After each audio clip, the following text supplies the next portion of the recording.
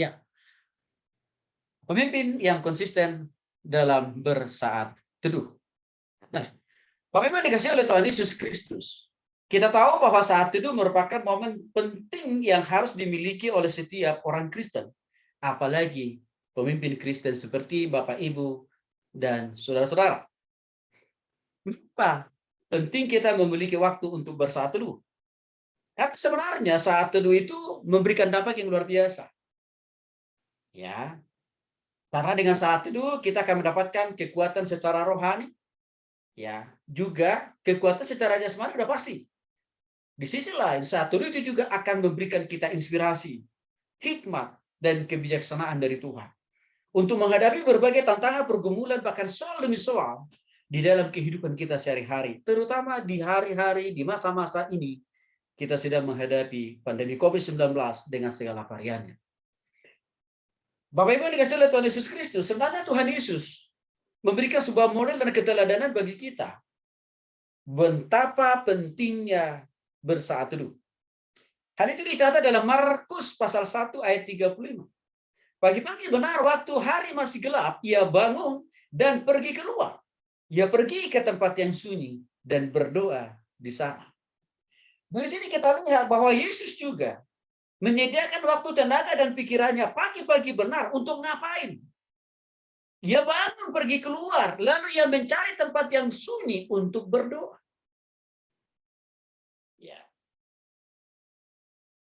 Kalau Tuhan kita saja masih mempraktekkan hal ini, maka rasanya kita sebagai anak Tuhan, kita harus meneladani apa yang sudah dipraktekkan oleh Bapa kita, yaitu Tuhan Yesus Kristus.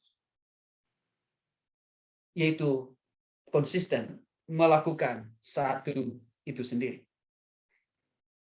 Dan saya kira Bapak Ibu yang dikasihi oleh Tuhan Yesus Kristus, ya, fellowship yang dimiliki oleh Yesus bersama dengan Bapa di surga pada waktu dia bersaat teduh, itu juga menjadi salah satu ruang dan kesempatan bagi Yesus, ya, untuk memahami dan mengerti apa yang Bapaknya mau dia lakukan selama dia hidup di bumi. Apa yang dikehendaki Bapaknya untuk dipraktekkan, untuk dilakukan, untuk dikerjakan oleh Yesus, dan bagaimana Yesus juga bisa mengalami kasih kuasa, ya, atau transfer kuasa dari Allah Bapa itu, tidak lain tidak bukan salah satu melalui momen saat teduhnya. Nah, tantangan terbesarnya adalah seringkali orang Kristen menganggap bagian yang satu ini hanya milik mereka-mereka denominasi gereja tertentu. Itu persoalan. Sehingga dianggap ini bukan sesuatu hal yang wajib dan perlu dilakukan oleh semua orang Kristen secara masif itu. Karena mungkin saja Bapak Ibu, bagian yang ini sangat minim dijelaskan, diajarkan, dikhotbahkan di semua denominasi gereja. Minim diajarkan atau dikhotbahkan. Sehingga muncullah pemahaman yang dikotomi atau pemahaman yang parsial tadi, bahwa hubungan urusan masalah saat teduh itu tidak punya kami, itu bukan bagian yang harus kami lakukan. Itu hanya bagiannya denominasi gereja tertentu.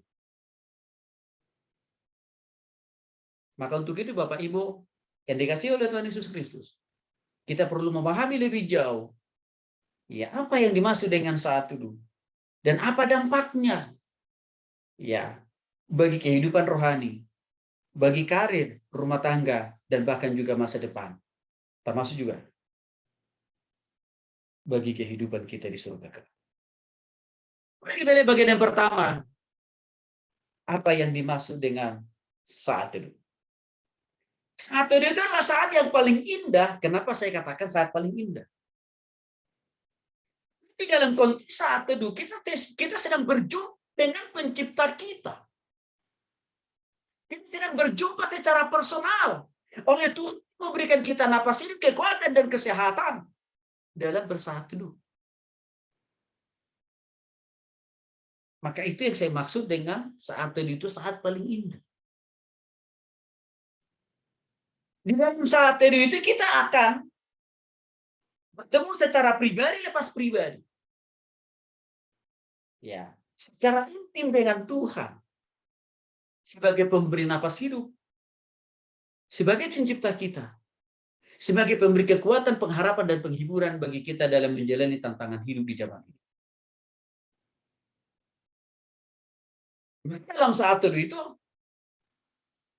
Bapak Ibu, kita harus mengalami dan merasakan betapa nikmatnya, dalamnya, cintanya, manisnya fellowship kita pribadi dengan Tuhan. Kalau di bagian pertama tadi kita lebih banyak bicara masalah fellowship kolektif ya. Ya, ibadah yang pertama kita bahas tadi itu lebih banyak bicara tentang fellowship kolektif antara kita dengan sesama orang percaya. Tapi bagian ini kita akan lebih banyak berbicara fellowship secara personal. Dengan Tuhan akan kita rasakan, akan kita alami di dalam saat itu secara pribadi. Lalu saat itu juga kita bisa mengekspresikan ucapan syukur kita, pujian kita, penyembahan kita kepada Tuhan. Apakah lewat doa atau juga lewat puji-pujian yang kita sampaikan kepada Tuhan, baik di dalam hati atau juga dengan suara yang kedengaran. Tapi mungkin tidak usah harus pakai toa, karena nanti mengganggu tetangga. Pribadi aja. Di dalam saat itu juga, di samping kita menaikkan penyembahan dan pujian dan penghormatan kita kepada Tuhan, di dalam saat itu juga kita bisa mendengarkan Tuhan berbicara langsung kepada kita, tentunya lewat firman-Nya. Dalam konteks saat itu pribadi ini, kita mau mendengarkan Tuhan yang langsung berkhotbah langsung kepada kita, Bapak. Waktu kita membaca, merenungkan firman Tuhan. Setelah selesai fase itu, Bapak Ibu, Tuhan juga memberikan ruang dan kesempatan kita di dalam saat itu untuk menaikkan permohonan kita kepada Tuhan. Kerinduan hati kita kepada Tuhan. Dan juga rencana-rencana, target-target yang akan kita lakukan selama kita menjalani hidup kita di dunia ini. Secara lebih spesifik, saya memberikan definisi saat teduh itu adalah saat yang kita tetapkan secara pribadi, ya, atau secara khusus untuk bertemu dengan Tuhan.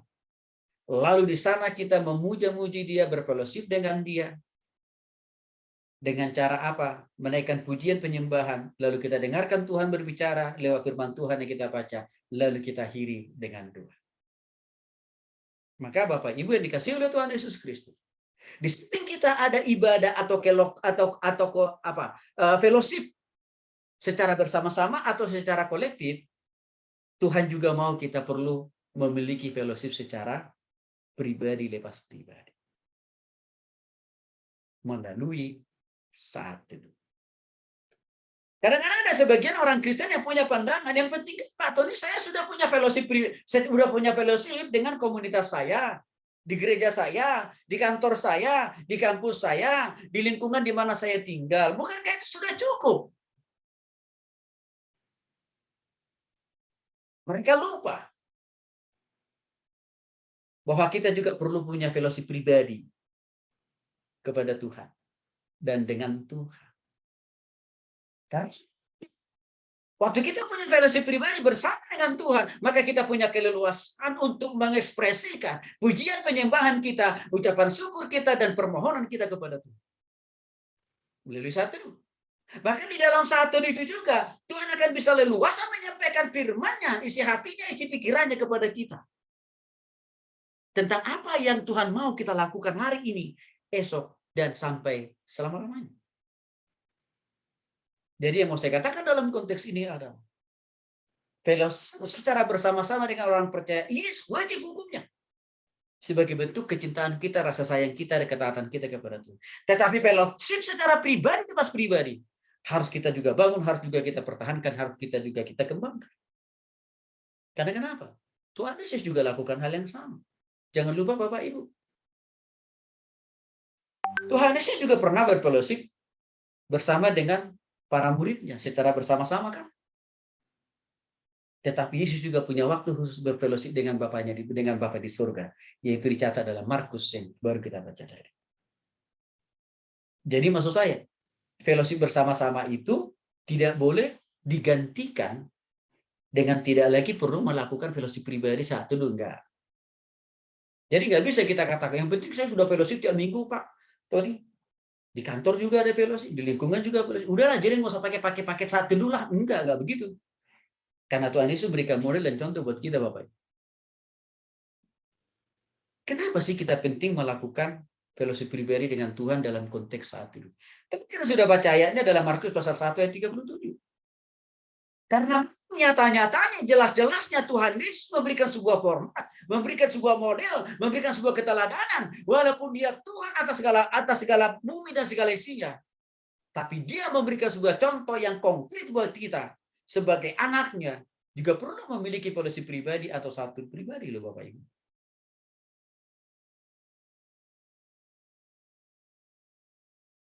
Ini menarik. Karena Yesus yang notabene Tuhan, yang notabene punya kuasa membuat sesuatu yang tidak ada menjadi ada. Tetapi dia tetap melihat fellowship pribadi dengan Bapa di surga sangat dan amat penting. Dan dia tidak melihat sibuknya dia dalam melayani orang. Ya, itu menjadi alasan buat dia untuk tidak punya waktu berfellowship dengan Bapa di surga secara pribadi. Agak ironis kalau kita memikirkan, mengkomparasikannya dengan kehidupan kekristenan masa kini.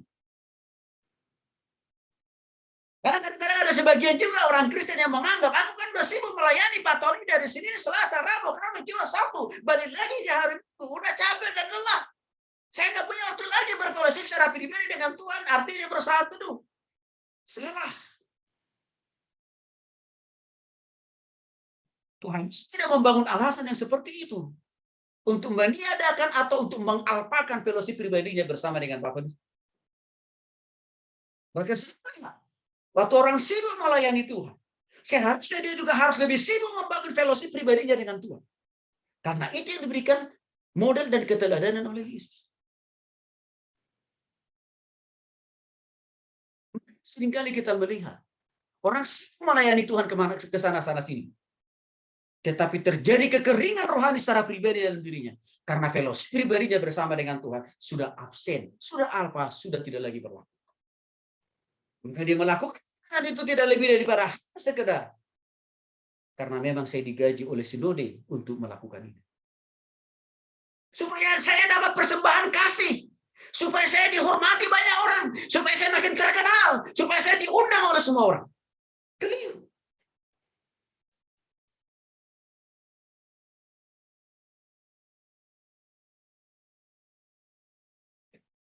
Itu alasan yang bengkok. Supaya tidak bersatu. Yesus saja. Orang yang paling super sibuk setiap waktu. Mendistribusikan napas hidup buat kita dari waktu ke waktu Bapak Ibu ya. Di sisi lain. Di samping Yesus mendistribusikan napas hidup buat kita apalagi. Yesus juga sibuk. Untuk apa? Menciptakan orang lahir ke dunia ini. Di mana dalam 1 detik. Hasil survei. Ada 5 bayi yang lahir. 5 bayi minimal. Ada 5 bayi yang lahir ke dunia ini dalam 1 detik. Artinya Bapak Ibu apa yang mau saya katakan? Betapa sibuknya Yesus ya.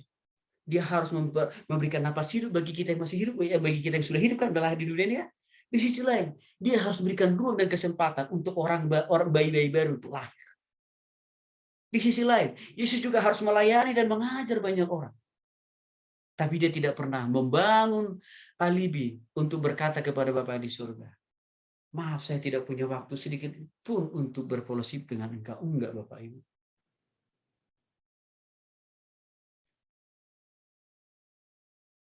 Tapi dia konsisten melakukannya. Maka saya lihat ini prinsip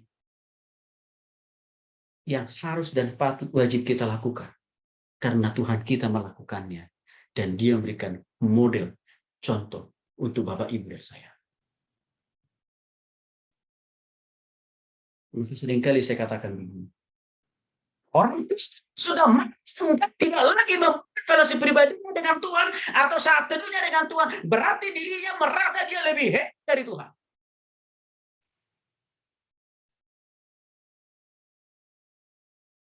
Sering saya katakan itu, walaupun mungkin agak keras juga ya Bapak Ibu ya. Tapi itu juga saya perkatakan kepada diri saya Bapak Ibu.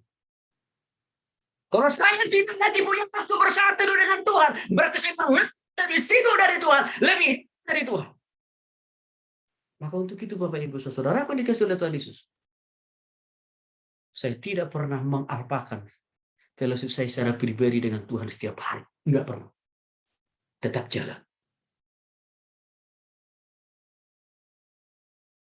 Jadi sebelum Bapak Ibu ada mendapatkan renungan yang kami kirim tiap hari, itu sudah pasti kami saat teduh dulu pakai renungan firman Tuhan itu. Karena saya menganggap saya tidak akan pernah bisa seperti Tuhan dan saya tidak akan pernah mau menjadi Tuhan. Maka saya tetap harus mau di bawah Tuhan, mengikuti teladan. Jujur saja Bapak Ibu,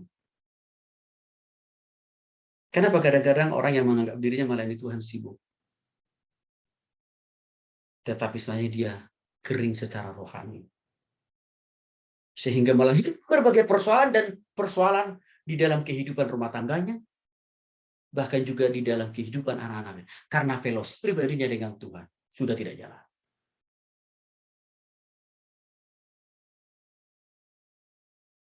Jadi yang pertama, fellowship pribadi atau satu pribadi itu, Tuhan kita memberikan model dan contoh. Yang kedua, mari kita lihat. Di dalam Mazmur pasal 5 ayat 2 sampai dengan 4. Boleh Bu Sarlota? Supaya tercipta keadilan sosial di ruang kelas kita malam hari ini. Mazmur 5 ayat 2 sampai 4.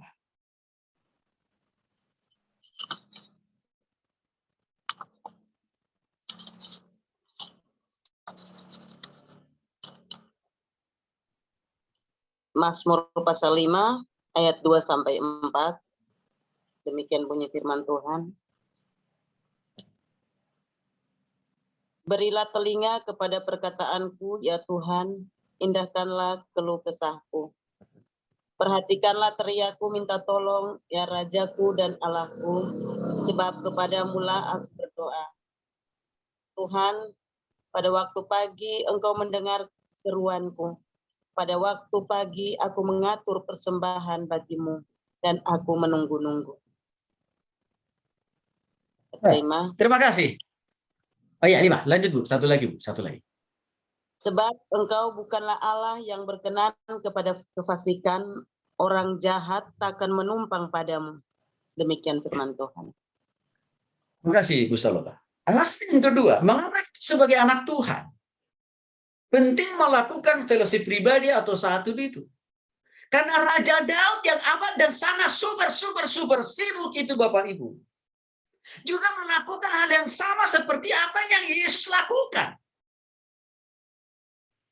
Menjadi sesuatu hal yang ironi kalau ada orang Kristen di zaman ini mengatakan, oh Tuhan, aku tidak sempat untuk berfellowship atau bersatu dengan Engkau. Saya terlalu amat sangat sibuk.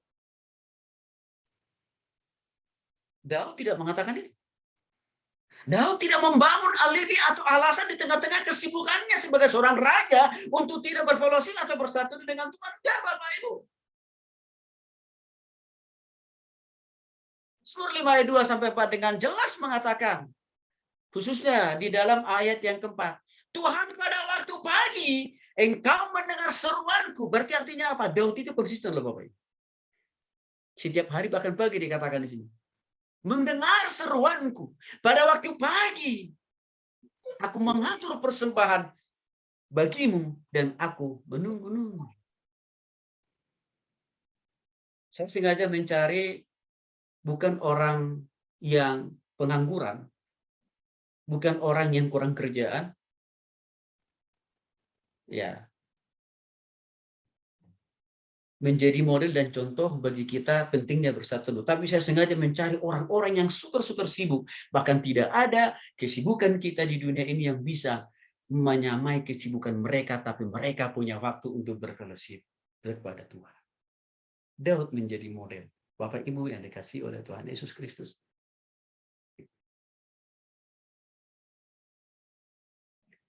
Siapa lagi? Kita lihat, lagi-lagi orang super sibuk juga. Boleh Pak Renol 2 Tawarik 1 ayat 1 dan 7. Bang.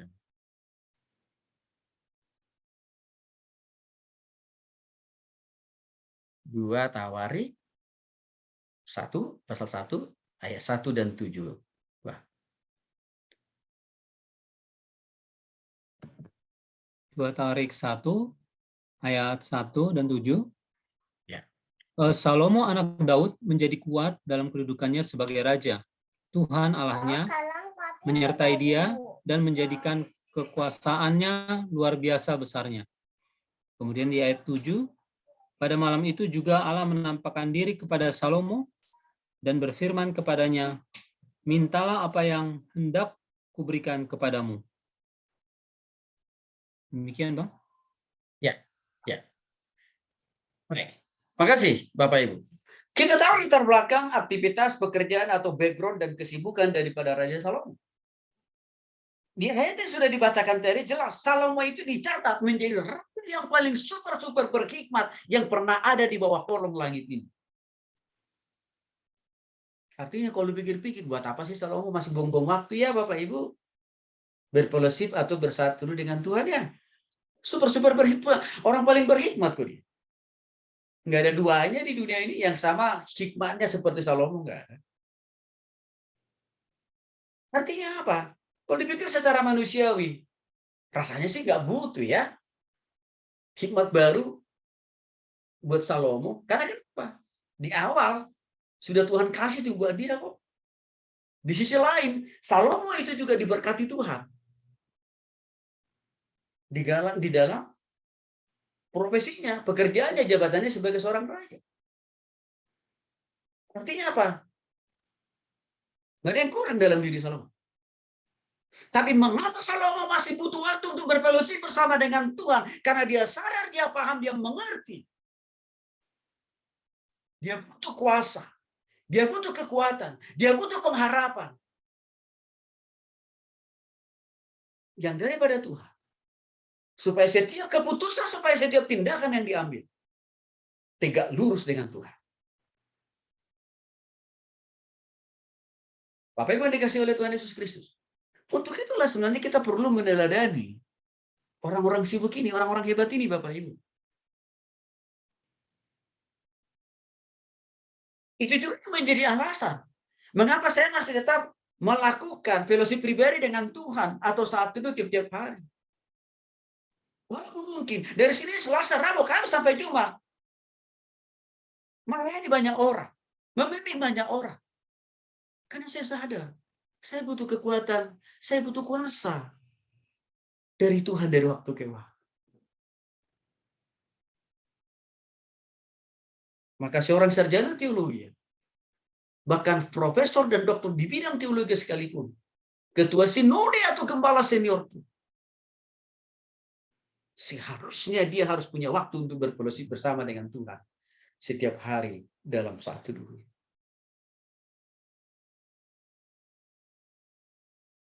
Supaya apa? Supaya kasih kuasa dan penyertaan Tuhan terus dia boleh alami di dalam menyampaikan, di dalam mengajarkan kebenaran. Supaya dia tidak hanya kejebak melakukan pelayanan keluar, tetapi ke dalam dia semuanya kosong.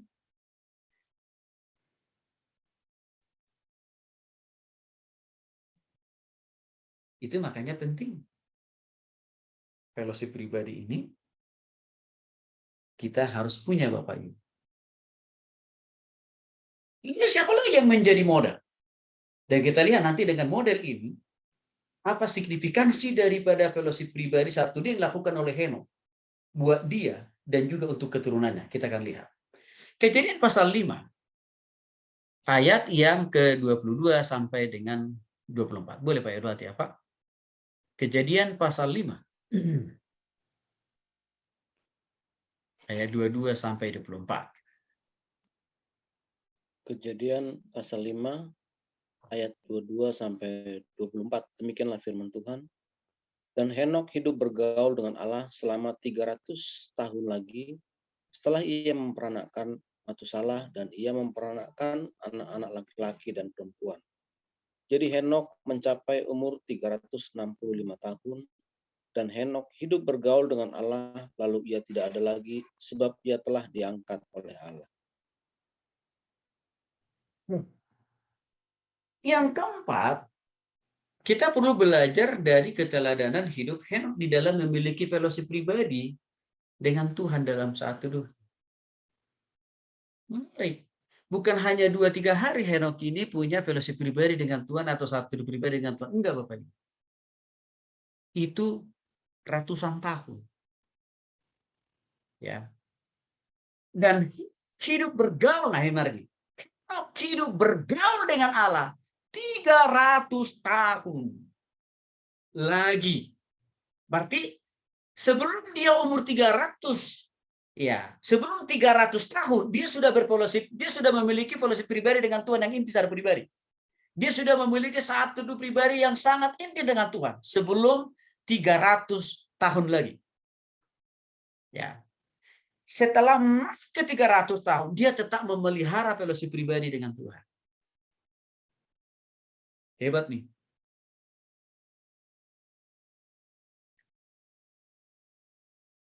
Bapak memang dikasih oleh Tuhan Yesus Kristus. Seringkali orang Kristen, sebagian orang Kristen di zaman ini hanya mau bersatu dulu karena besok dia, karena 1 jam kemudian, 2 jam kemudian, atau lusanya dia mau menyampaikan firman Tuhan. Itu sering terjadi.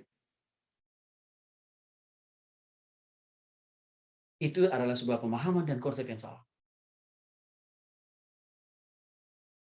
Seringkali orang Kristen merasa penting saat teduh karena dia mau naik mimbar, karena dia mau jadi WL, karena dia mau menjadi singer, karena dia mau menjadi apa? Tim pemain musik, atau karena dia mau melayani. Tapi kalau dia tidak punya jadwal untuk melayani, buat apa buang waktu saat teduh? Itu yang dilakukan oleh sebagian besar orang Kristen, Bapak Ibu. Artinya saat teduh itu tidak lain, tidak bukan hanya sekedar sim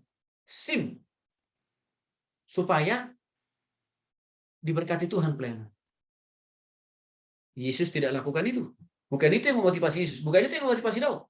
Bukan itu yang memotivasi Salomo, dan bahkan bukan itu yang memotivasi Henok untuk berfellowship secara pribadi dengan Tuhan setiap hari. Enggak. Tapi Yesus, Daud, Salomo, Henok merasa dan melihat fellowship pribadi itu dalam satu itu sesuatu kebutuhan yang amat penting dan mutlak harus mereka punya.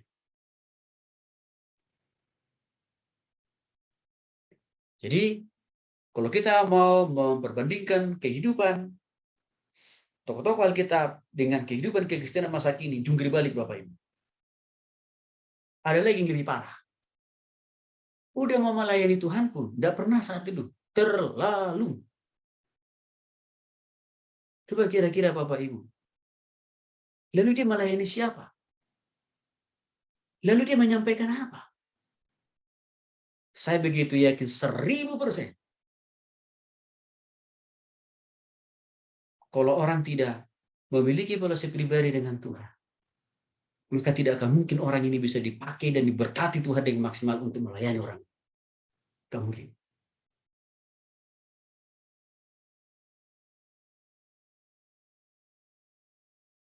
Seringkali ada sebagian orang Kristen menganggap, tapi kan waktu saya memberitakan firman Tuhan, kan saya juga sudah baca firman Tuhan. Itu sama dengan saya juga sudah punya fellowship pribadi dengan Tuhan. Rasanya Tuhan Yesus nggak pakai alasan itu deh. Sekaligus saya mau sampaikan juga Bapak Ibu.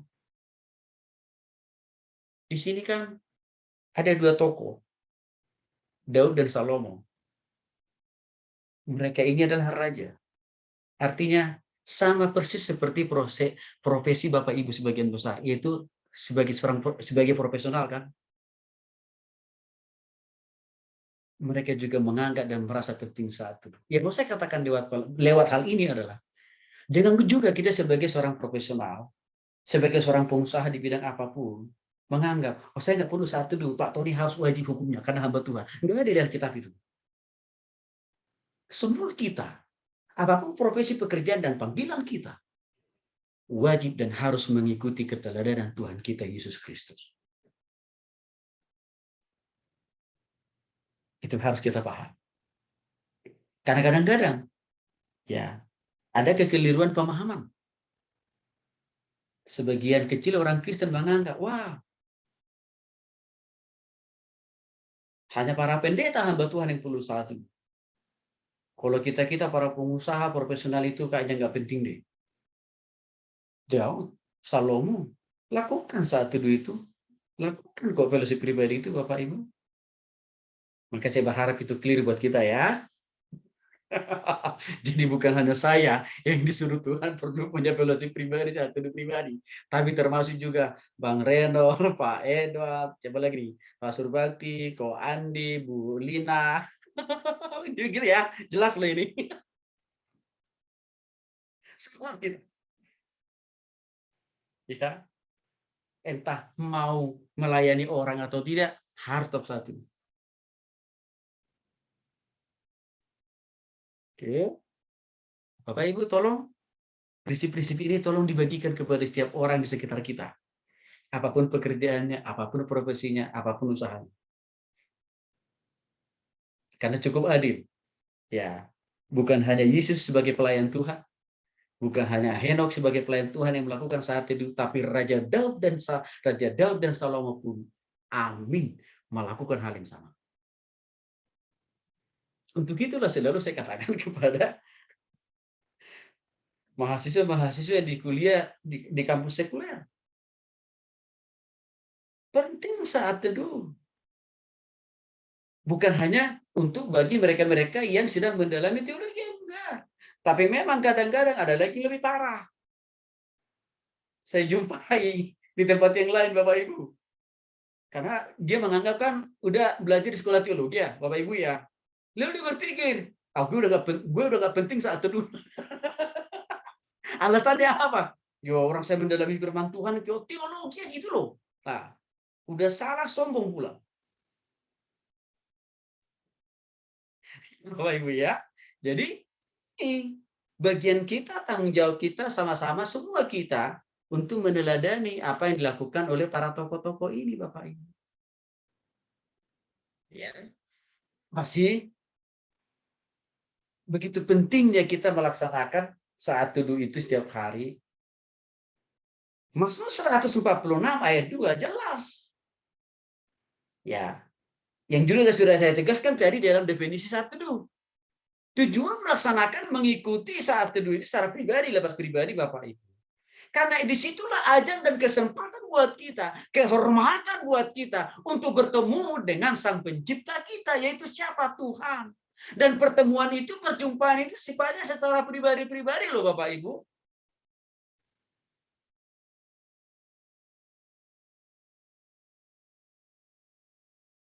Mengapa penting saat teduh? Karena kita di sana bisa mencurahkan isi hati dan pikiran dan perasaan kita kepada Tuhan di waktu yang bersamaan. Di dalam saat teduh itu juga Tuhan akan mengungkapkan apa yang menjadi rencananya, desainnya untuk hidup kita di dunia ini dalam menghadapi segala tantangan dan pergumulan yang ada, dan juga untuk kehidupan kita di surga nanti. Itu bisa kita dapat secara pribadi dalam waktu saat teduh kita bersama dengan Tuhan Bapak Ibu. Ini tujuan yang pertama. Saya kasih contoh lain Bapak Ibu. Bukankah Bapak Ibu akan sangat amat bangga dan senang kalau tiba-tiba Presiden Jokowi telepon Bapak Ibu, tidak pakai lewat ajudannya, langsung deh Presiden Jokowi menghubungi Bapak Ibu dan diminta oleh Presiden Jokowi untuk bertemu beliau besok di istana. Pasti bangga kan Bapak Ibu ya? Hati senang. Karena kenapa? Sudah langsung terlintas dalam hati dan pikiran kita. Ini kesempatan terbaik buatku untuk menyampaikan segala apa yang jadi harapku, impianku, dan kerinduanku kepada Presiden Jokowi. Kan kira-kira begitu. Ini yang mau kita ketemu di atas daripada semua sang presiden di dunia ini, Bapak Ibu. Dan dia adalah pencipta bumi, langit, dan juga pemilik hidup kita dan masa depan kita. Maka di situ kita penting berjumpa secara personal dengan Tuhan kita. Tujuan yang kedua, melaksanakan saat teduh itu Bapak Ibu, mari kita lihat dulu dalam Yakobus pasal 4 ayat 8. Please baca dulu. Yakobus pasal 4 ayat 8.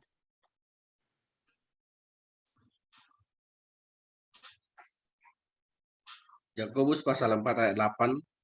Mendekatlah kepada Allah dan Ia akan mendekat kepadamu. Tahirkanlah tanganmu, hai kamu orang-orang berdosa, dan sucikanlah hatimu, hai kamu yang mendua hati. Bapak Ibu dikasih oleh Tuhan Yesus Kristus. Yakobus ayat yang ke-8 jelas sekali mengatakan, mendekatlah kepada Allah, Dia akan mendekat kepadamu. Wah, menarik.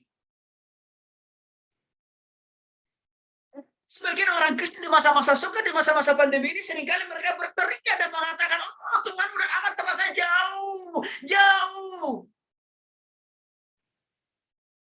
Bahkan kadang-kadang, jauhnya Tuhan itu mereka ibaratkan seperti lagu duniawi yang isinya jauh, jauh dari wah gitu. Tuhan tidak mau berjalan dengan kita, Bapak Ibu. Tuhan itu tidak mau menjauh dari kita, enggak. Tuhan itu selalu pikir dan rindu selalu dekat bersama dengan kita, Bapak Ibu yang dikasih oleh Tuhan. Tapi ada hal harus kita lakukan, yaitu apa? Mendekatlah kepada Allah. Maka ia akan mendekat kepadamu. Orang persoalan dan pergumulan dalam hidupnya.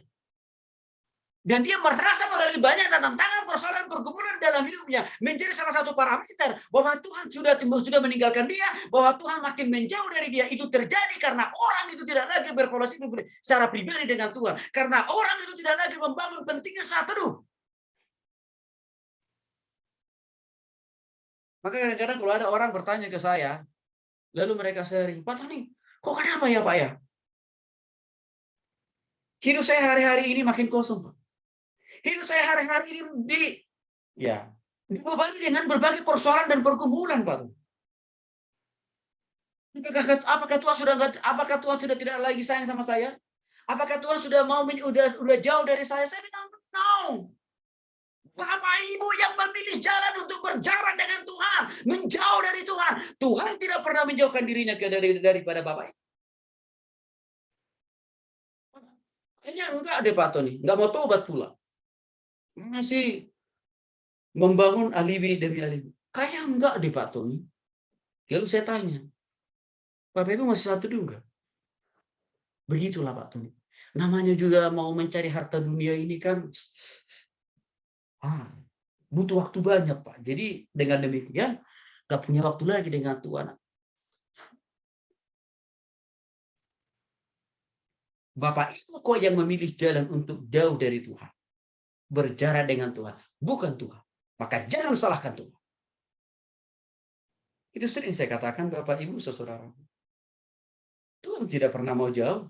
Tuhan tidak pernah meninggalkan kita, enggak. Tapi memang kita yang jadi titik persoalan. Menyediakan waktu untuk datang berfellowship secara pribadi kepada Dia. Kita tidak lagi menyediakan waktu, tenaga, dan pikiran untuk itu. Padahal dikatakan mendekat kepada Allah, Ia akan mendekat kepadamu. Kasihkanlah tanganmu, artinya jauhi dosa ya. Hai kamu orang-orang berdosa, dan sucikanlah hatimu. Hai kamu yang mendua hati. Makanya dalam fellowship pribadi, dalam saat itu kita harus bereskan dulu hati pikiran, perasaan kita dari berbagai noda dan dosa, kesalahan apapun Bapak Ibu. Sehingga waktu kita masuk di dalam zona saat teduh itu, kita merasakan betul hadirat kuasa penyertaan Tuhan. Ini tujuan yang kedua dari satu. Saat itu juga Bapak Ibu, di sanalah menjadi ajang atau peluang buat kita untuk menyampaikan pujian penyembahan kita kepada Dia.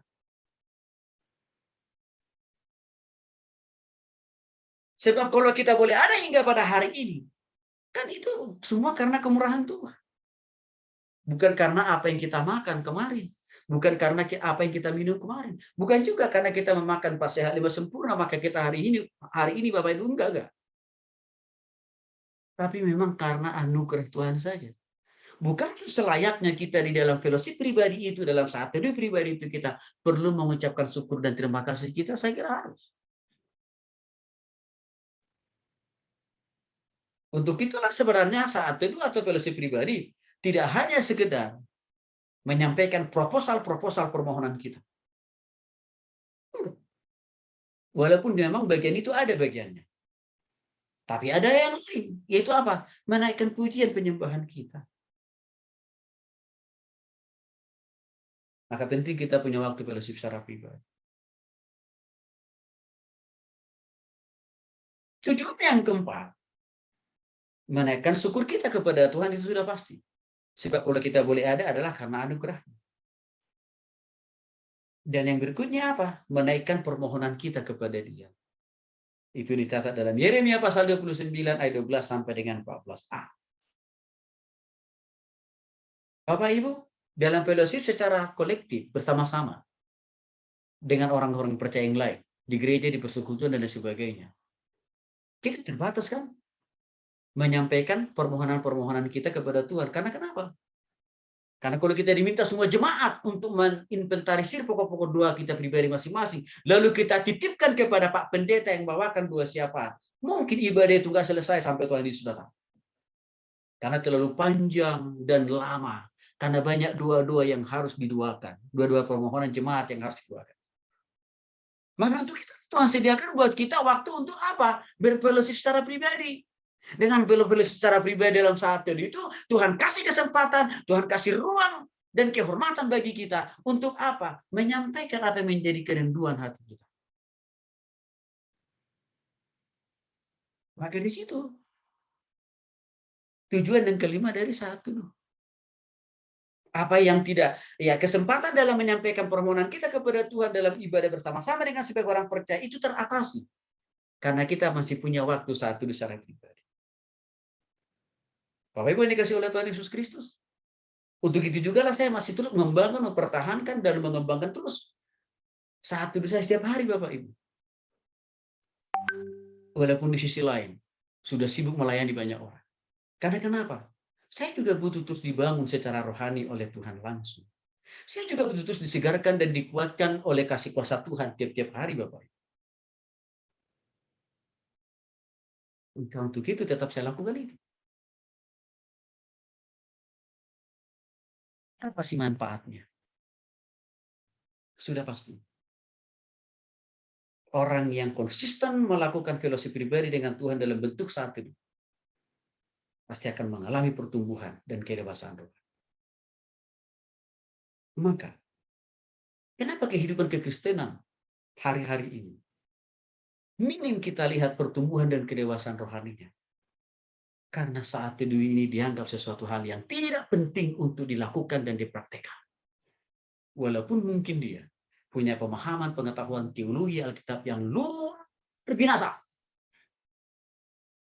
Tapi tanpa kasih kuasa Tuhan, melalui proses pribadinya, melalui saat teduhnya, itu tidak punya manfaat apa-apa. Pertumbuhan dan kedewasaan rohani kita dapat melalui saat teduh pribadi kita dengan Tuhan. Pak Tony, apakah tidak cukup pertumbuhan dan kedewasaan rohani itu saya dapatkan dengan waktu saya ibadah di hari Minggu? Nggak cukup, Bapak Ibu. Mengapa? Coba Bapak Ibu bayangkan, tantangan dan pergumulan kita itu dari hari Senin, Selasa, Rabu, Kamis cuma satu. Bagaimana mungkin yang hanya kita dapat firman Tuhan hanya di hari Minggu pula? Kita menjawab tantangan, pergumulan, persoalan-persoalan kita sepanjang dari sini sampai dengan Sabtu. Nggak mungkin, Bapak Ibu. Kita butuh kasih kuasa Tuhan. Kita butuh kekuatan dari Tuhan tiap hari, Bapak Ibu. Karena tantangan itu, persoalan itu tiap-tiap hari kita jumpai dalam hidup kita, dalam pekerjaan kita, dalam bisnis kita. Maka saat itu dibutuhkan. Fellowship pribadi dengan Tuhan dibutuhkan.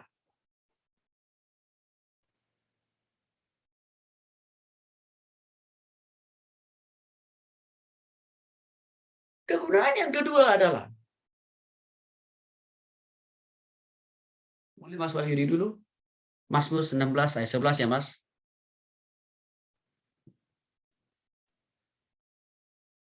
Mazmur 16 ayat 11 Mas.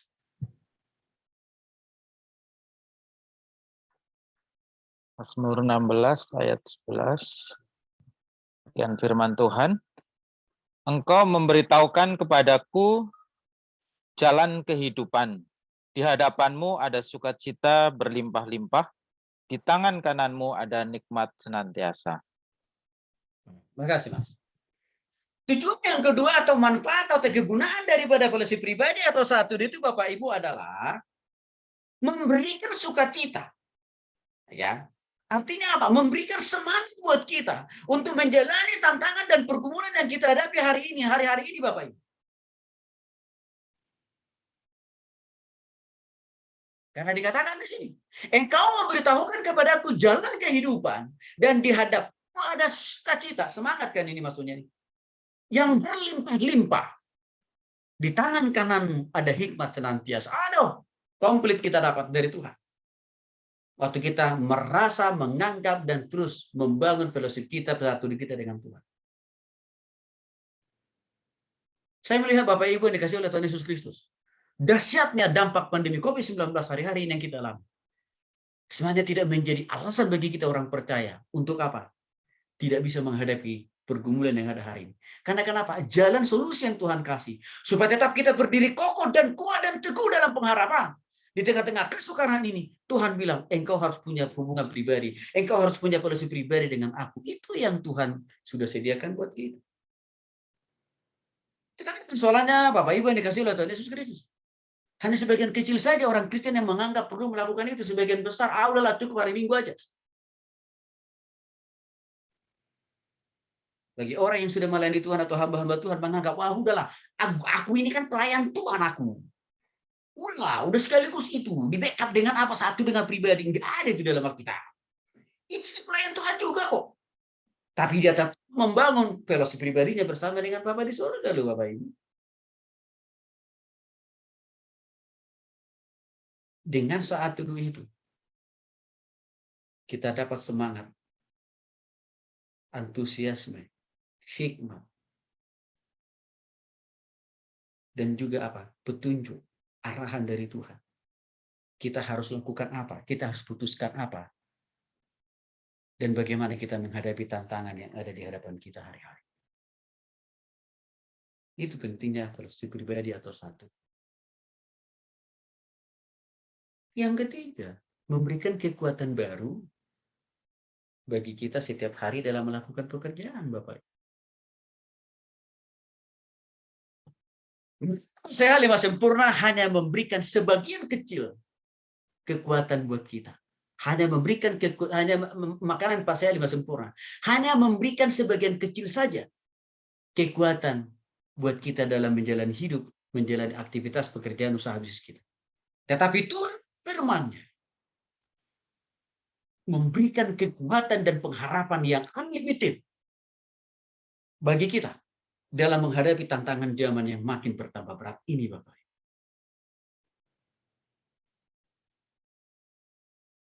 Maka untuk itu saya mendorong kita, ayo Bapak Ibu, tingkatkan kualitas fellowship kita pribadi dengan Tuhan atau satu pribadi kita dengan Tuhan. Jangan lagi hanya sekedar ala kadarnya, yang penting setor muka. Jangan lagi kita di situ. Jangan.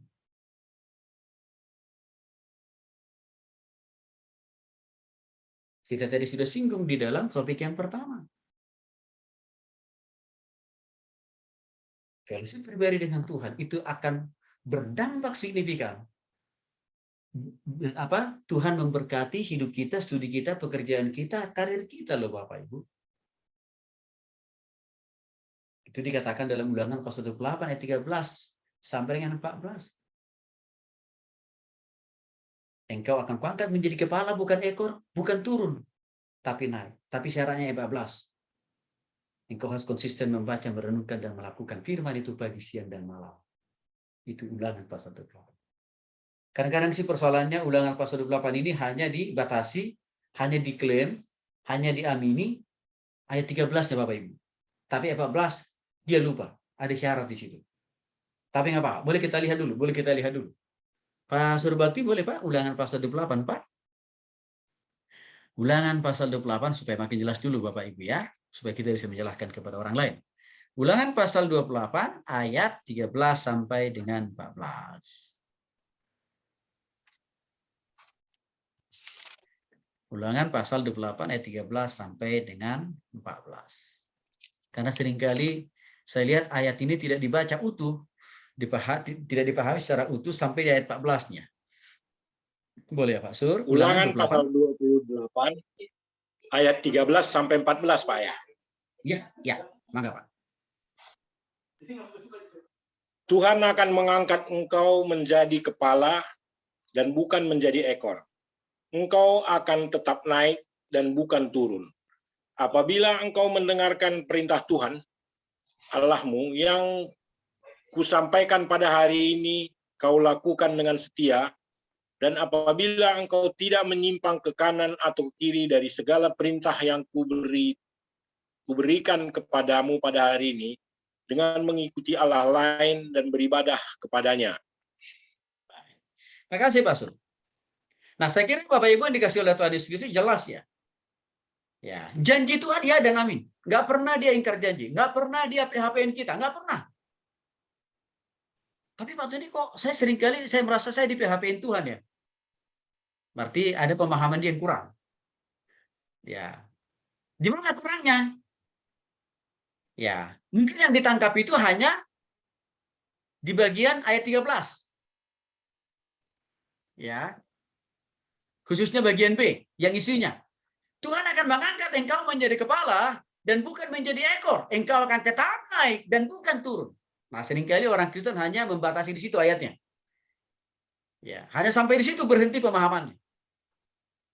Dia lupa ada persyaratan.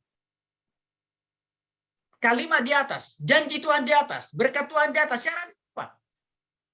Apabila engkau mendengarkan perintah Tuhan Allahmu yang kusampaikan pada hari ini, kau lakukan dengan setia. Di sini sebagian orang Kristen tidak sampai di situ pemahaman. Di sini dikatakan harus ada komitmen, harus ada kesetiaan.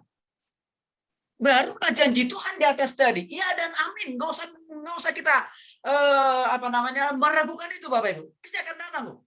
Asal bagian kita lakukan. Yaitu lakukan firman Tuhan.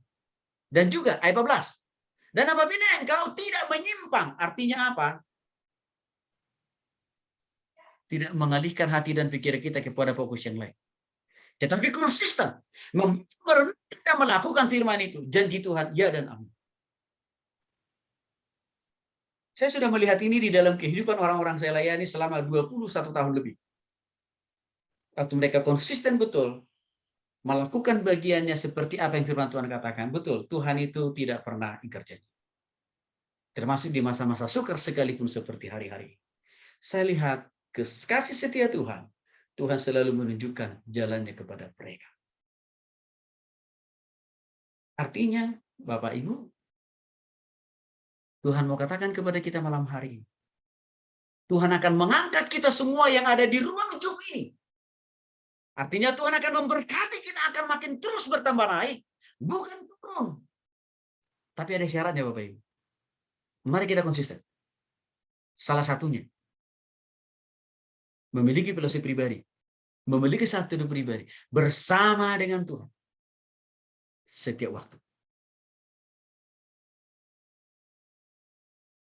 Itu yang harus kita lakukan. Bagian berkat Tuhan akan pasti datang dengan sendiri. Lagi-lagi saya sedikit bersaksi. Ada seorang ibu saya kenal 25 tahun yang lalu. Dulu beliau ini adalah seorang ASN di di salah satu departemen. Jabatan mentok terakhir beliau itu hanya mentok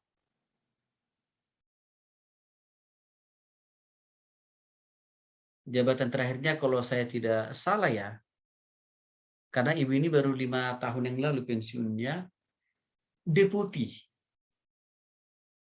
Oke. Mentok hanya sebatas di deputi dia. Perjumpaan saya pertama kali dengan ibu ini dan juga dengan keluarganya tahun 1919.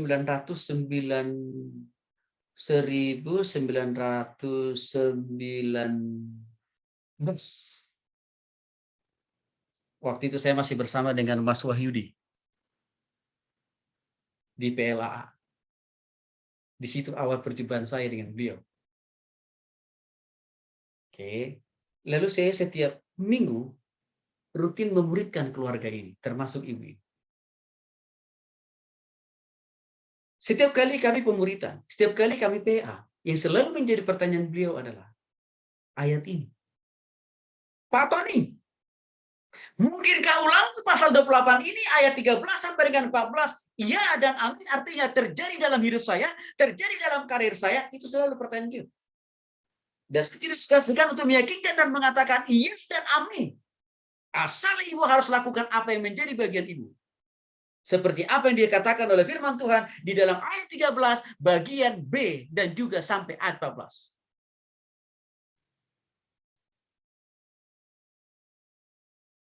Apa yang terjadi Bapak Ibu? Akhirnya beliau dipensiunkan karena udah waktunya. Sebenarnya udah perpanjangan 2 kali. Tapi mentokkan udah gak bisa lagi lah. Lalu setelah beliau pensiun, lagi-lagi beliau bertanya ayat ini ke saya. Pak Tony, kok belum ada rasa-rasanya tanda-tanda penggenapan ulangan pasal 28 ayat 13 sampai 14 ini dalam karir saya, Pak? Karena kenapa? Saya sudah pensiun, Pak. Udah mentok, Pak. Nggak mungkin lagi saya diperpanjang. Karena sudah 2 kali diperpanjang. Tapi saya katakan kepada beliau, ibu saja. Lalu firman Tuhan. Bangun relasi pribadi. Bangun satu pribadi dengan Tuhan. Tuhan tidak akan pernah bohong, saya bilang. Setia ibu ini. Apa yang terjadi Bapak Ibu?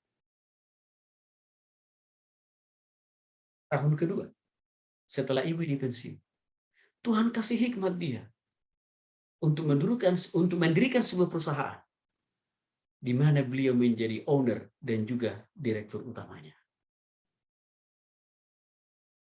Dan mereka punya cabang di berbagai kota di Indonesia. Lalu akhirnya ibu ini katakan, Pak Tony, Tuhan itu tidak pernah bohong ya. Tuhan itu tidak pernah ingkar janji. Ya. Dan ibu melihat langsung dan merasakan dan ibu mendapatkan langsung janji firman Tuhan. Ya dan amin. Membuktikan bahwa Tuhan tidak pernah berbohong terhadap ibu. Bapak Ibu yang dikasih oleh Tuhan Yesus Kristus, saya mau mendorong kita. Ayo. Ulangan 28 ayat 13 sampai 14 masih berlaku kok ini buat kita. Buat Bapak Ibu dalam rumah tangga, usaha, pekerjaan, dan bisnis dalam pelayanan masih berlaku. Yang penting kita lakukan. Salah satu aspek pentingnya adalah terus kita beribadah dengan Tuhan. Satu di pribadi itu juga memberikan ketentraman dan kedamaian dalam diri kita. Apalagi hari-hari ini Bapak Ibu yang dikasih oleh Tuhan Yesus Kristus. Banyak orang sukar dan susah tidur karena dihimpit oleh kekhawatiran dunia ini. Padahal secara ekonomi tidak ada persoalan. Tidak bisa tidur, tidak bisa mengalami kedamaian. Karena filosofi pribadi tidak jalan dengan Tuhan. Itu saya melihat dengan mata kepala sendiri dari orang-orang yang saya layani hari-hari. Maka selalu saya kata, waktu ini bertanya, Pak Tony kok kenapa ya Pak Tony, saya kok nggak bisa tidur ya Pak ya. Padahal udah bolak-balik ke rumah sakit, udah minum obat A, B, C sampai F, Z gitu. Lalu saya cek, ibu masih jalan nggak satu dulu? Aduh Pak Tony kelupaan, udah back to basic lagi. Balik lagi sama Tuhan. Ya. Daripada bolak-balik ke dokter kan buang-buang uang.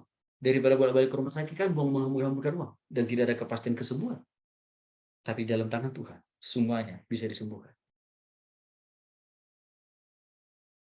Yesus sukses memimpin bangsa Israel.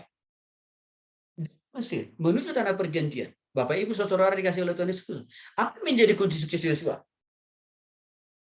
Dia konsisten, merenungkan, melakukan, memperkatakan setiap firman yang dia baca. Pagi, siang, malam, kemana dan di mana. Sehingga apa? Betul kata Tuhan. Setiap tanah yang kau injak, akan aku buat menjadi milik kepunyaanmu. Akhirnya apa? Yosua berhasil. Walaupun tantangan yang dihadapi Yosua juga tidak sama artinya berat juga Bapak Ibu. Seperti apa yang dialami oleh Musa. Berat juga. Tetapi kekuatannya Yosua terletak di mana? Fellowship pribadinya dengan Tuhan. Hari-hari ini kita sedang menghadapi ketidakpastian. Dengan gonjang-ganjing masalah ekonomi. Harga mulai makin naik. Dan juga ini membawa dampak terhadap pekerjaan kita. Membawa dampak terhadap bisnis kita. Membawa dampak terhadap usaha kita. Dan juga bagi teman-teman para hamba Tuhan. Berdampak juga kan COVID ini. Tapi mari saya mendorong kita semuanya. Jangan alpa di dalam berfellowship dalam berfellowship dengan Tuhan. Jangan. Karena dia akan memberikan kita kemudahan. Kalau kita mau menjadi saksi Kristus yang efektif, sama juga saat teduh itu tidak bisa diabaikan. Saya lebih cepat. Bagaimana persiapan teknis untuk melaksanakan saat itu? 1. Datang kepada Tuhan dengan hati yang penuh dengan sukacita. Jangan kita datang kepada Tuhan dalam fellowship pribadi atau dalam saat teduh itu karena keterpaksaan, Bapak Ibu. Jangan. Tapi karena kerinduan, tapi karena antusiasme, atau semangat yang berapi-api karena kita mau bertemu dengan pemberi napas hidup, pencipta kita dan pemelihara kita, Bapak Ibu. Itu siapa? Tuhan. Harus itu yang mendorong kita. Mengapa penting datang berfellowship atau bersatu dengan Tuhan? Itu dicatat dalam Mazmur 63 ayat 2. Yang kedua, datanglah kepada Tuhan dengan penuh penghormatan. Artinya, janganlah terburu-buru atau asal-asalan. Kita datang bersatu kepada Tuhan. Atau dengan cara apa? Sisa-sisa dari waktu, tenaga, dan pikiran kita. Habis cari hepeng. Baru kita cari Tuhan. Nah, itu Tuhan tidak berkenan. Bukankah dalam Matius pasal 26 ayat dikatakan, cari kerajaanku. Itu tuh. Yang lain itu aku akan tambahkan. Artinya apa? Ada skala prioritas dulu yang harus kita sediakan untuk Tuhan dalam bersatu dulu. Maka yang lainnya itu Tuhan akan tolong, Tuhan akan mampukan kita untuk apa? Melakukan, mengelola, mengerjakan tanggung jawab yang Tuhan percayakan kepada kita dalam usaha pekerjaan bisnis dan juga dalam pelayanan kita. Itu dicatat dalam Habakuk pasal 2 ayat yang ke-20, Bapak Ibu. Ya, jadi jangan asal-asalan. Jangan terburu-buru. Karena tadi saya katakan definisi saat itu kan waktu pribadi itu waktu istimewa kan bertemu dengan Tuhan. Masa asal-asalan kita misalkan ditelepon Presiden Jokowi datang ke istana, masa sih kita nggak ada persiapan? Masa kita nggak persiapkan segala sesuatu? Pasti harus dong. Ya, apalagi nih bertemu dengan Tuhan, Bapak Ibu. Yang ketiga, datanglah kepada Tuhan dengan kesadaran penuh atau dengan kerelahan atau kerinduan. Artinya, kalau kita mau berfellowship dengan Tuhan, bersatu dengan Tuhan, janganlah dalam keadaan kita ngantuk gitu ya. Nah, ada seorang katakan begini, Pak, saya rajin saat tidurnya sih. Saking rajinnya, Pak. Saya baru bangun besok pagi. Oh, kok bisa begitu? Saya bilang, iya, karena saat tidurnya di atas tempat tidur, lalu setelah itu saya langsung menaikkan 2 syafaat. Baru besoknya saya amin. Itu namanya bukan saat tidur saya bilang, tapi itu namanya tertidur. Jangan, Bapak Ibu ya. Ya. Terus datanglah kepada Tuhan dengan kerinduan untuk menaati Tuhan dan firman-Nya. Jadi setiap firman Tuhan yang kita baca dalam satu itu, jangan sekedar kita baca. Tapi kita imani, lalu kita praktikkan dalam setiap aktivitas dan kehidupan kita. Bapak Ibu yang dikasih oleh Tuhan Yesus Kristus, saya dengan istri sedang bergumul dan berjuang terus untuk mengubah bahan renungan kita. Mungkin dalam 2-3 hari terakhir ini Bapak Ibu mendapatkan renungan dalam bentuk video ya. Itu kami lakukan sebagai salah satu bentuk kreativitas. Supaya apa? Mungkin Bapak Ibu nggak sempat baca firman Tuhan yang kami kirim. Tapi dengan Bapak Ibu nonton di YouTube, itu bisa berikan kekuatan, pengharapan, dan penghiburan bagi Bapak Ibu. Kan kami berpikir, daripada iblis mempergunakan sosial media untuk merusak pikiran banyak orang, lebih baik kita memakai media sosial itu, memakai teknologi itu untuk bertakan firman. Bapak Ibu doakan supaya kami tetap diberikan kekuatan oleh Tuhan untuk melakukan itu. Karena sebenarnya cukup banyak waktu tersita untuk mempersiapkan renungan dalam bentuk seperti itu. Tapi sekali lagi, kerinduan hati kami supaya kita semua bertumbuh dalam semua aspek dalam hidup ini. Ya. bagaimana proses pelaksanaan saat teduh? Seringkali ada pertanyaan, atau nih, boleh nggak saat teduhnya itu malam hari? Apakah harus selalu pagi? Nah, kita baca. Oke. Ayat-ayatnya mungkin nggak sempat kita baca ya. Saya agak cepat aja ya. Tapi semuanya nanti ada di sini kok. Ada beberapa telereng dari para tokoh-tokoh tentang waktu jam saat teduh. Dan saya kira ini bisa kita pilih menjadi salah satu model contoh buat kita bersaat teduh. Ya, misalkan pagi hari sebelum melakukan aktivitas yang lain, sebelum kita pergi kerja, sebelum kita melayani, pagi hari. Jadi setelah bangun pagi hari, kita ambil waktu dulu 1 jam untuk duduk diam di hadapan kaki Tuhan. Itu dilakukan oleh Abraham. Dicatat dalam Kejadian pasal 19 ayat 27. Oke. Karena yang sama juga dilakukan oleh Ayub. Pagi hari dia. Ayub pasal 1, dicatat dalam Ayub pasal 1 ayat 5. Musa juga ambil waktu di pagi hari. Dicatat dalam Keluaran pasal 34 ayat 4. Raja Daud yang kita sudah bahas tadi. Juga. Tadi kita sudah baca ayat ini. Pagi-pagi benar. Kan gitu ya. Dia datang menghadap Tuhan. Artinya Bapak Ibu yang dikasih oleh Tuhan Yesus Kristus. Silakan. Kalau Bapak Ibu lebih tersedia space waktu, tenaga dan pikiran bagi Bapak Ibu untuk saat teduh di pagi hari, mangga silahkan lanjutkan. Ya, saya sih memang merekomendasikan lebih baik pagi. Karena saya pun juga lebih banyak ambil posisi di pagi hari ini, Bapak Ibu.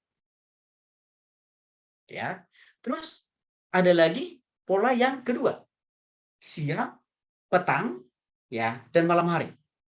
Ini dilakukan oleh Daud juga. Jadi Daud itu bukan hanya pagi hari dia saat tidur berfellowship dengan Tuhan, tapi juga ya siang, petang, dan malam hari. Ini dilakukan oleh Daud. Yang kedua siapa lagi? Daniel. 3 kali sehari. Dicatat dalam Daniel pasal 6 ayat 11. 3 kali sehari dia menghadap Tuhannya. Artinya berfellowship atau bersatu dengan Tuhan. Dicatat dalam Daniel pasal 6 ayat yang ke-11. Siapa Bapak Ibu gunakan juga. Waktu yang tersedia, apakah itu siang, apakah petang, atau malam hari. Atau mungkin pada waktu misalkan jam istirahat, waktu kita lagi kerja ya. Daripada ngurung kiri kanan muka belakang kan, lebih baik kita berkomunikasi, berkonsultasi, bersekutu dengan Tuhan. Ya, jadi minimal 2 tokoh melakukan ini. Jadi silakan Bapak Ibu pilih saja. Nah, durasi waktu. Bagaimana dengan durasi waktu? Tentukan berapa lama waktu yang akan Anda gunakan dalam bersaat teduh. Tapi rekomendasi saya minimal pemula boleh 30 menit. Tapi janganlah kita hanya bertahan sebatas 30 menit. Tapi harus makin meningkatkan kualitas fellowship pribadinya saat teduhnya dengan Tuhan. Sebagai wujud kedewasaan rohani kita. 1 jam. Ya. Nanti Bapak Ibu bisa lihat dalam Matius pasal 26. Ayat 40. Jadi tergantung Bapak Ibu silakan ambil saja posisi yang mana. Ya. Entah pagi, entah siang, petang, atau malam hari silakan saja. Yang penting jalan. Ya. Persiapan tempat untuk melaksanakan saat itu tentunya pastikan tempat, ruangan yang kita pakai itu cukup tenang, artinya jauh dari kebisingan, supaya kita bisa fokus menyampaikan penyembahan pujian kita kepada Tuhan. Yang kedua, waktunya harus spesial, artinya apa? Kita merasa nyaman mempergunakan tempat itu. Jangan juga lah, ya, waktu lagi mandi kita bersatu nggak cocok kayaknya deh. Ya, atau lagi buang BAB. Oh, ayo, nggak cocok kan? Itu namanya tidak menghormati Tuhan itu. Ya, ada seorang hamba Tuhan pernah katakan begini, kalau saya sih saat tidurnya simpel, singkat, jelas, dan padat, saya makin curiga. Maksudnya gimana, Pak? Iya, saya sih nggak mau ribet-ribet saya. Iya, maksudnya gimana, Pak, maksudnya? Nggak mau ribet-ribet, singkat, jelas, padat, gitu. Saat tidurnya, gitu. Iya, Pak, tuh nih. Lalu saya tanya, dia bilang, emang Bapak saat tidurnya di mana, jam berapa? Dia bilang, waktu BAB. Ini hamba Tuhan loh ngomong. Kalau saya bilang ini perlu bertobat lagi untuk yang keras sekali orang ini. Nggak paham dia firman Tuhan. Oke ya, Bapak Ibu ya. Oke, tempatnya bersih. Ya. Artinya yang paling kondusif itu di mana? Ya di kamar sih. Ya, kamar kita pribadi, entah pagi hari sebelum kita pergi mandi persiapan kerja kan gitu. Atau malam hari. Itu paling kondusif. Ya. Oke, prosesnya mulai dengan berdoa kepada Tuhan, jangan untuk langsung proposal permohonan ya. Nanti dulu lah, sabar Bapak Ibu. Ada bagian itu gitu. Tapi naikkan dulu dah Bapak, dua penyembahan kita kepada Tuhan, dua pengakuan dosa kan gitu. Dan juga apa? Sampaikan juga pengucapan syukur kita kalau kita bisa hidup hari ini kan anugerah Tuhan. Gitu ya. Dan juga apa? Lalu setelah itu kita menaikkan puji-pujian di hati kita, ya nggak usah harus dengan suara kedengaran begitu ya, atau nggak usah juga kita harus buru-buru pulang pergi ke gereja, nggak usah lah. Di kamar kita saja, di rumah kita saja. Lalu kita cari kitab pasal ayat yang mau kita baca. Saran saya jangan membaca ayat Alkitab secara ya simsalabim Bapak Ibu, enggak, konsisten berurutan aja dibacanya. Mulai misalkan apakah dari Kejadian atau mulai dari Perjanjian Baru, Matius boleh. Tapi jangan acak lah, supaya cara kita memahami ayat itu bisa secara lebih komprehensif, ya. Nah, lalu setelah kita baca firman Tuhan, arahkan hati dan pikiran kita, ya, terhadap firman Tuhan yang kita baca. Usahakan minimal ada beberapa bagian kalimat yang bisa kita hafal dari ayat itu, yang itu menjadi kekuatan dan penghiburan bagi kita. Lalu setelah itu boleh, ya, pegang janji-janji firman Tuhan yang kita baca dari firman Tuhan sebagai kekuatan bagi kita menghadapi tantangan sepanjang hari itu. Ya, nah bolehlah di akhir Bapak Ibu menyampaikan permohonan proposal Bapak. Jadi kalau kita lihat dari prosesnya, sebenarnya fellowship pribadi ini, satu di pribadi ini sama persis seperti kita ya fellowship bersama dengan orang lain seperti di ibadah minggu itu Bapak Ibu. Sama. Cuman di sini kita sendiri semuanya merangkap. Bapak Ibu yang jadi WL-nya, singersnya, kan gitu ya. Bapak Ibu juga yang jadi jemaat. Ya, lalu pengkhotbahnya siapa? Tuhan langsung. Lewat firman Tuhan yang kita baca. Ya. Oke. Nah, saya kira itu saja. Ini contoh lokakarya bagaimana kita melaksanakan saat itu. Jadi perlu ditentukan durasi waktu, ya dari jam berapa sampai ke jam berapa dan berapa jam gitu ya. Nah, ada alokasi persiapan pujian berapa menit, ya persiapannya berapa menit, pujiannya berapa menit, pengakuan dosa berapa menit, ucapan syukur berapa menit, penyembahan, doa penyembahan berapa menit, membaca firman Tuhan berapa menit. Nah, permohonan Bapak Ibu itu juga saya bagi-bagi. Ya, lagi. Ya, jadi hari Senin itu pokok doanya harus beda. Ya, hari Selasa pokok doanya juga beda.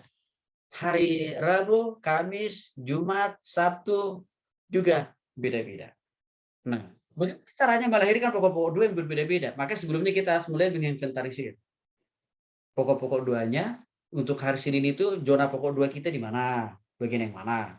Hari Selasa bagian yang mana? Maka di sini saya lihat kita tidak hanya sekedar berdoa egois, berdoa untuk diri sendiri, tapi kita banyak berdoa untuk orang lain. Bapak Ibu yang dikasih oleh Tuhan Yesus Kristus, tiap-tiap hari pokok-pokok doa kami itu bertambah-tambah. Dengan Bapak Ibu bergabung di sekolah kita, maka tiap-tiap hari secara silih berganti, Bapak Ibu kami doakan tiap-tiap hari. Baik secara pribadi, suami istri Bapak Ibu, anak-anak Bapak Ibu, usaha pekerjaan dan bisnis Bapak Ibu, itu kami doakan tiap-tiap hari dengan waktu yang berbeda-beda. Itu kami lakukan. Jadi itu proses bagaimana kita melakukan saat teduh itu sendiri.